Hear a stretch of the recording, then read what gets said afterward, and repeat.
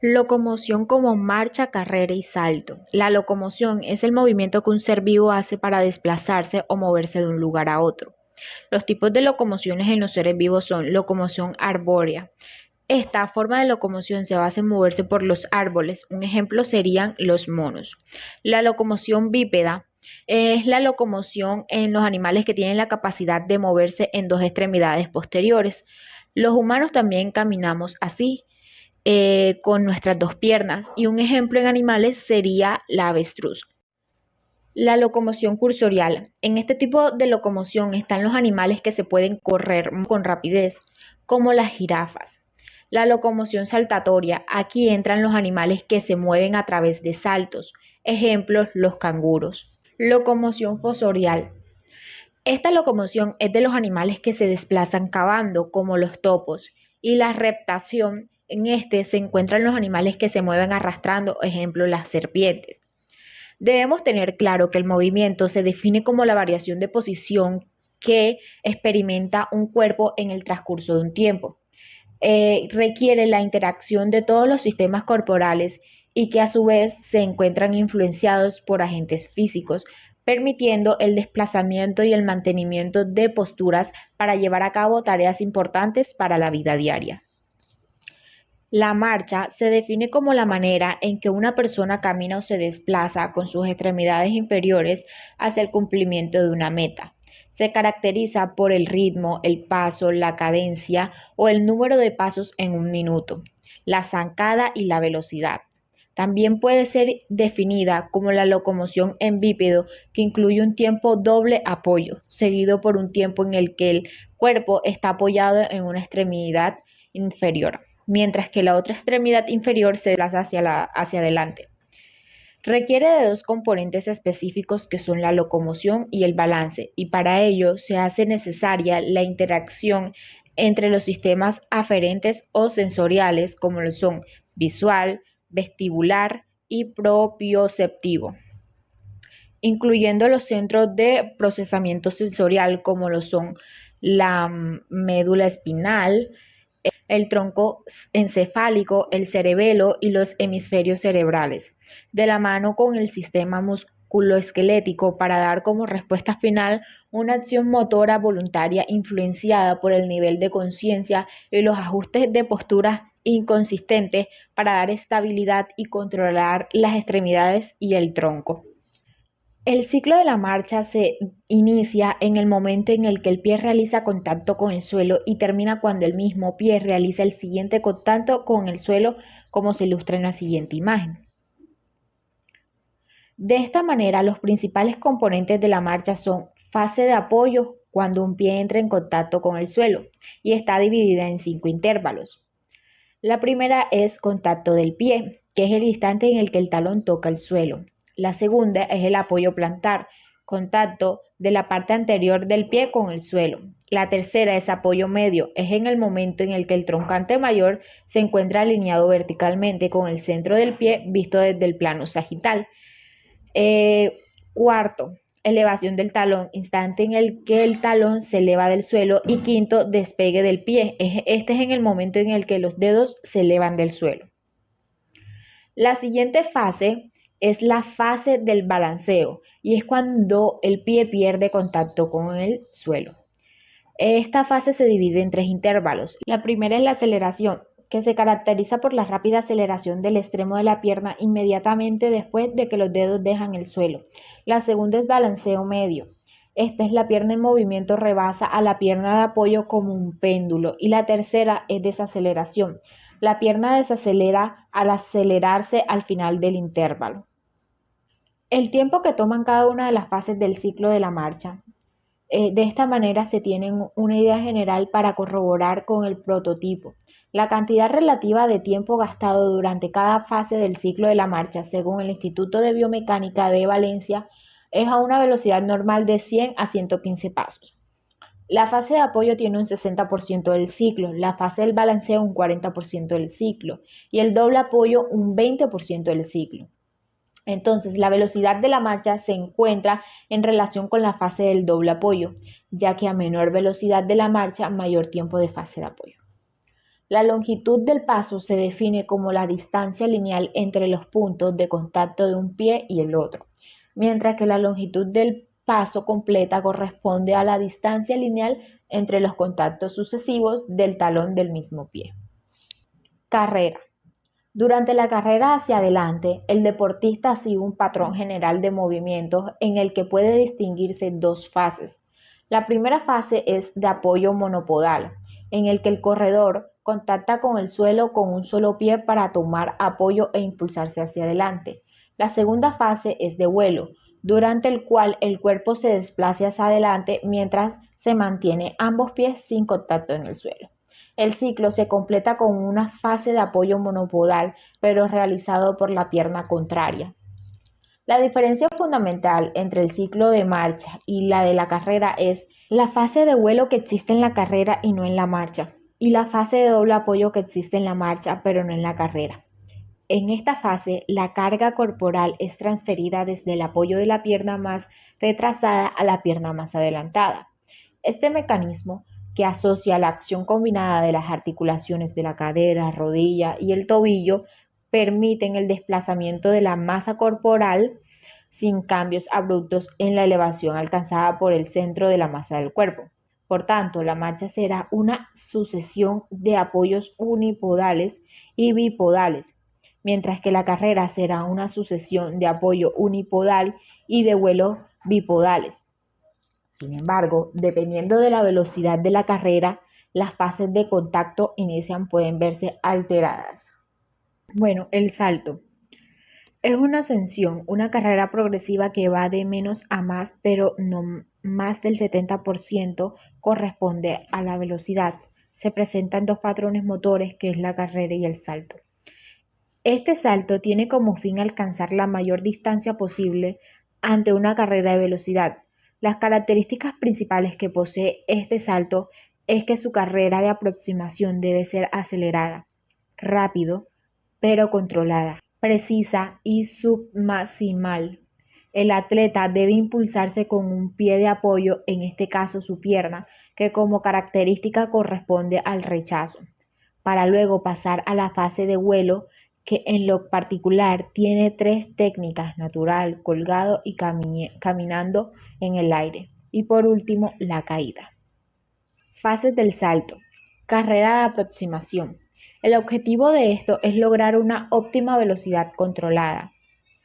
Rechazo o despegue. El objetivo de esta es maximizar la velocidad vertical y minimizar la pérdida de velocidad horizontal.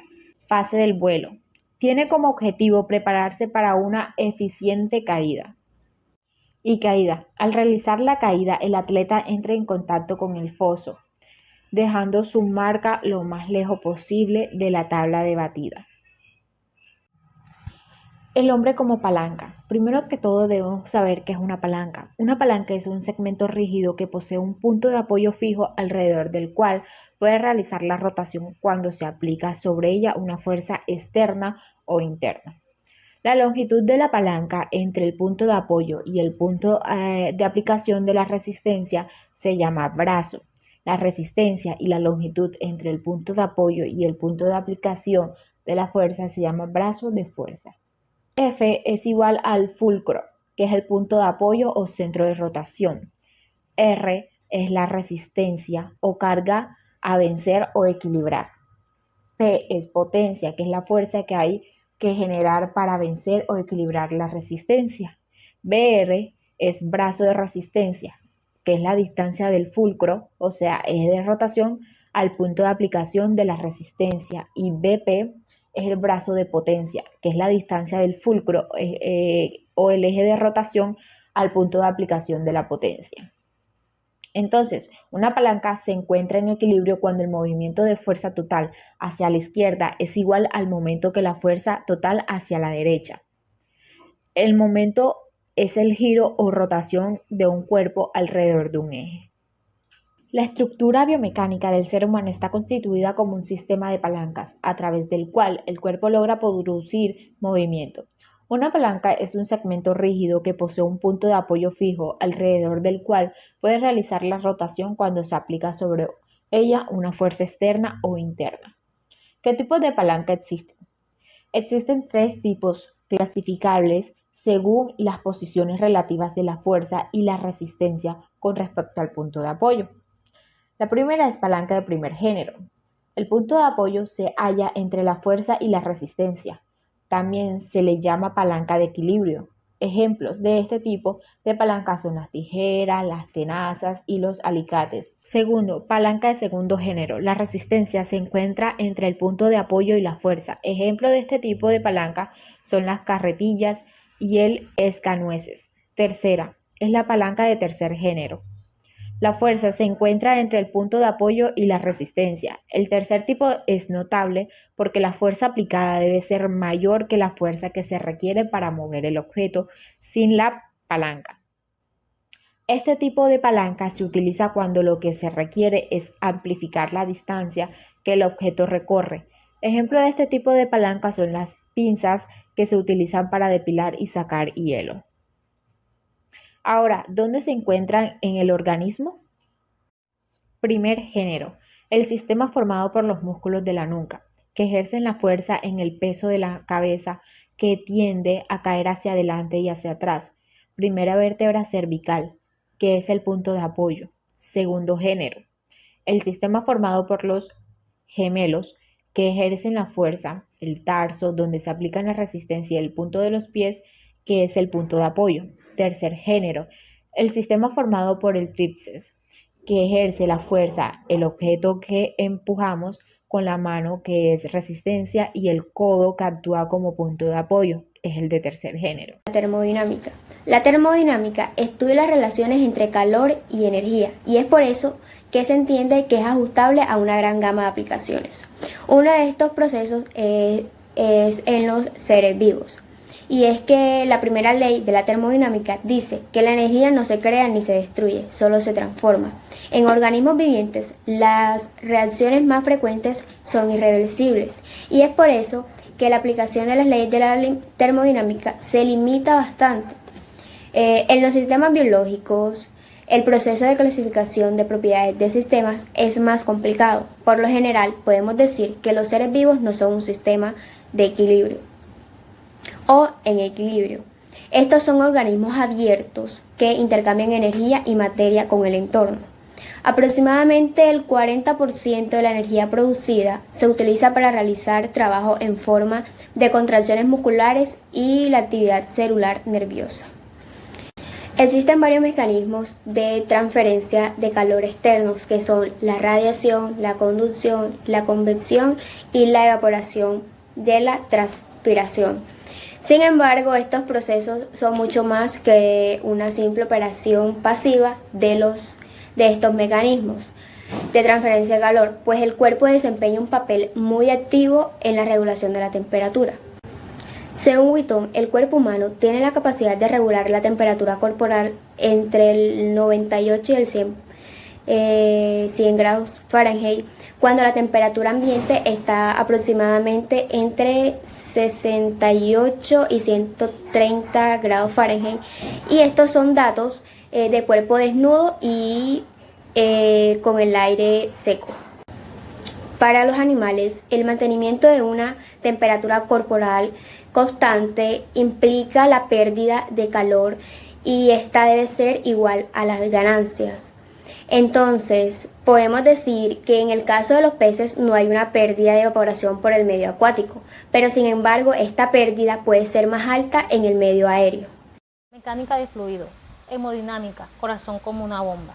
La hemodinámica es el estudio de los aspectos físicos de la circulación sanguínea, es decir, el movimiento de la sangre y de las fuerzas que lo impulsan.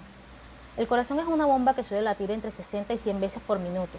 En cada latido, el corazón envía sangre a todo el cuerpo transportando oxígeno a todas y cada una de las células. Después de distribuir el oxígeno, la sangre vuelve al corazón. De allí, la sangre se bombea hacia los pulmones donde se vuelve a cargar de oxígeno. Este ciclo se repite una y otra vez. Casi el 7% de la masa del cuerpo se debe a la sangre. El sistema cardiovascular humano y en general el de mamíferos es un circuito muy simple. Consta de 2 bombas fusionadas en un solo corazón. Inicialmente fue una sola bomba que evolutivamente se dividió en 2, que impulsa la sangre por un circuito cerrado. De esta manera, el ventrículo izquierdo del corazón bombea la sangre oxigenada por la contracción de sus músculos a una presión de casi 125 milímetros de mercurio por la arteria aorta y se reparte a todos los órganos y tejidos del cuerpo a través del sistema arterial. En los lechos capilares, la sangre hace su trabajo de intercambio de nutrientes y desechos y regresa por el sistema venoso o sistema de retorno venoso. Después de pasar por toda la malla de vasos capilares, la sangre se colecta en pequeñas venas llamadas vénulas que gradualmente se combinan en venas cada vez más gruesas hasta entrar al corazón por dos vías principales, la vena cava superior y la vena cava inferior. La sangre que llega al corazón pasa primeramente a un reservorio conocido como aurícula derecha, donde se almacena. Una vez que se llena, se lleva a cabo una contracción leve de 5 a 6 milímetros de mercurio y la sangre pasa al ventrículo derecho a través de la válvula tricúspide. Dependiendo del camino tomado, una vuelta completa puede tardar entre 10 y 60 segundos. En la siguiente contracción ventricular, la sangre se bombea a una presión de 25 milímetros de mercurio, pasando por la válvula pulmonar a las arterias pulmonares y hacia los vasos capilares de los pulmones. Ahí recibe O2 y se desprende del CO2 que pasa al aire de los pulmones para ser exhalado. La sangre recién oxigenada regresa al corazón por las venas de los pulmones, llegando ahora al reservorio izquierdo o aurícula izquierda. Después de una leve contracción de la aurícula de 7 a 8 milímetros de mercurio, la sangre llega al ventrículo izquierdo pasando por la válvula mitral. En la siguiente contracción ventricular, la sangre se bombea hacia el resto del cuerpo y sale por la válvula aórtica. En un adulto, el corazón bombea cerca de 80 milímetros por cada contracción. Es evidente que las válvulas del corazón deben funcionar en forma rítmica y sincronizada, ya que de no ser así, el cuerpo puede sufrir un paro cardíaco. De lo anterior es obvio que el corazón realiza un trabajo. Las presiones de las dos bombas del corazón no son iguales. La presión máxima del ventrículo derecho, llamada sístole, es del orden de 25 milímetros de mercurio. Los vasos sanguíneos de los pulmones presentan poca resistencia al paso de la sangre. La presión general que genera el ventrículo izquierdo es del orden de 120 milímetros de mercurio, mucho mayor que la anterior, ya que la sangre debe viajar a todo el cuerpo. Durante la fase de recuperación del ciclo cardíaco o diástole, la presión típica es del orden de 80 milímetros de mercurio. Sonido como audición y onda. La audición es uno de los sentidos especiales más importantes para la comunicación humana y animal y para el desarrollo del lenguaje y la sociabilización. El oído es el órgano especializado en tomar las ondas sonoras, transmitirlas hacia el órgano sensorial y traducirlas en señales eléctricas que pueden ser analizadas e integradas en el sistema nervioso central. El sonido es una forma de energía mecánica generada por la vibración de un cuerpo a una determinada frecuencia, la cual hace vibrar a su vez el aire circundante, permitiendo la propagación de la onda. Cuando las moléculas de aire se acercan a la onda, la presencia sobre ésta se incrementa, que es la comprensión, y cuando se alejan de la onda, la presión disminuye, que es la refracción. De esta forma, el sonido puede definirse como una onda que provoca continuas compresiones y refracciones del medio en el que viaja. Debido a que la onda sonora depende de la interacción de moléculas, estas no pueden transferirse en el vacío. La velocidad del sonido varía dependiendo del medio en el que se desplazan las ondas y de la temperatura. En el aire de 20 grados Celsius es de alrededor de 400 metros por segundo. Los sonidos se distinguen por un tono y su intensidad. El primero está determinado fundamental por la frecuencia de las ondas sonoras, mientras que el segundo está determinado por la amplitud de esta, aunque existen otras condiciones que pueden influenciarlo. Características de las ondas sonoras indicando los límites de referencia de audición. Es una onda mecánica porque necesita un medio material, aire, agua, cuerpo o sólido para una propagación. Además, dicho medio debe ser elástico y no rígido para permitir la transmisión del sonido.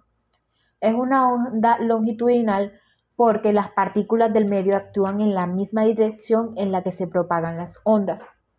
Es una onda tridimensional porque Estas ondas que se propagan en 3 dimensiones, o sea, 3 direcciones.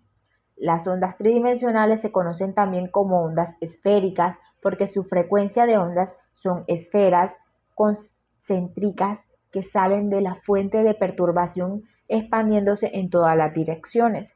Bueno, ahora explicaré las ondas longitudinales y las ondas transversales.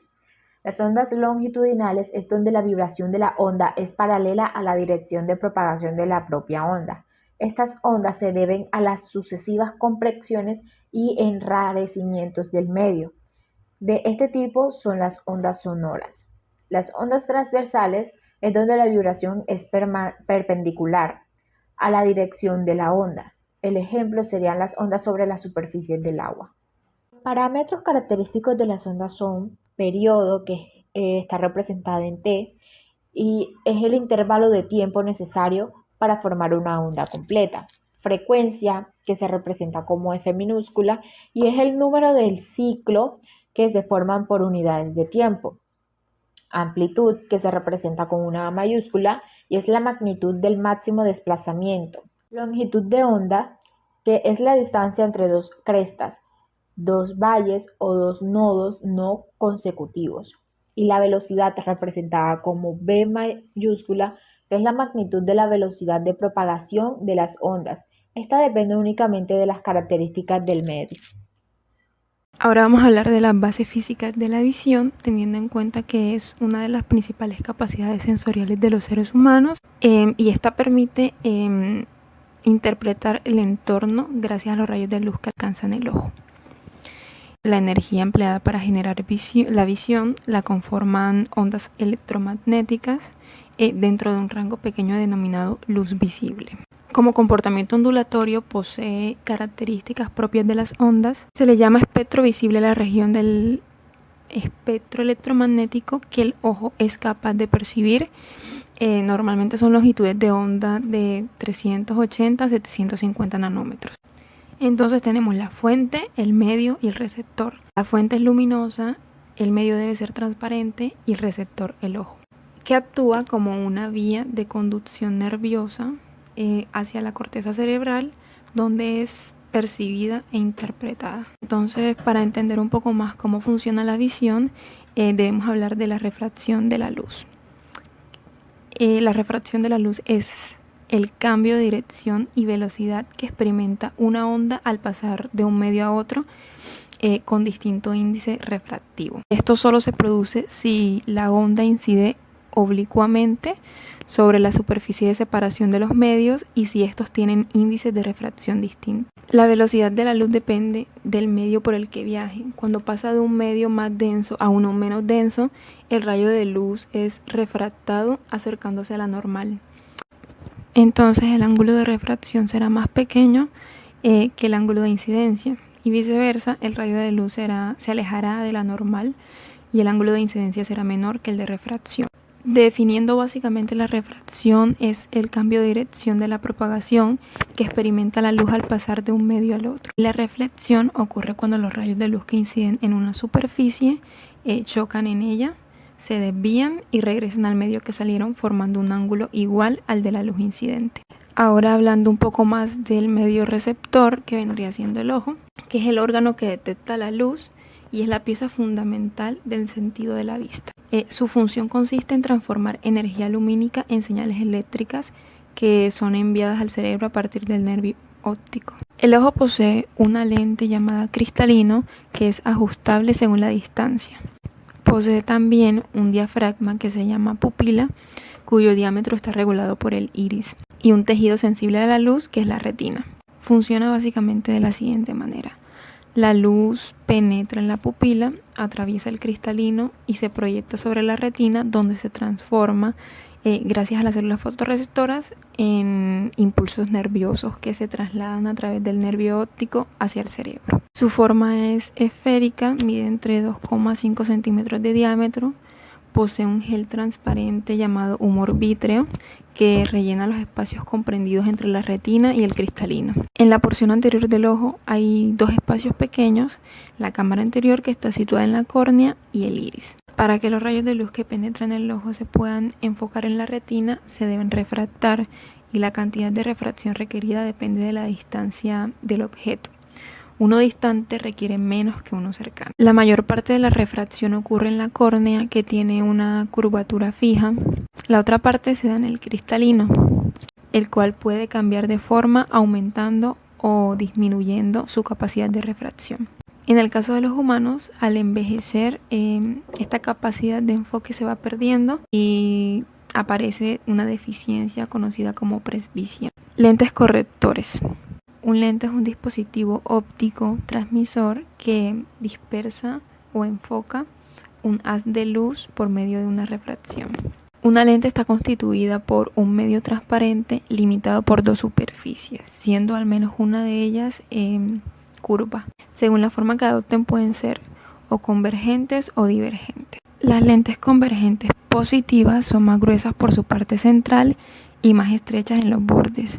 Se denominan así debido a que convergen, es decir, se unen en un punto denominado foco de imagen. Este tipo de lentes comúnmente se emplean para afecciones como la hipermetropía y pueden ser biconvexas, planoconvexas y cóncavo-convexas. Se denominan así porque, al contrario, se hacen divergir, es decir, separar todo haz de rayos paralelos al eje principal que pase por ellas, y sus prolongaciones convergen en el foco de imagen que está ahí. Este tipo de lente no puede formar una imagen real, pero por proyección pueden formar imágenes virtuales. Se emplean más que todo en afecciones como la miopía y pueden ser bicóncavas, planocóncavas y convexo-cóncavas.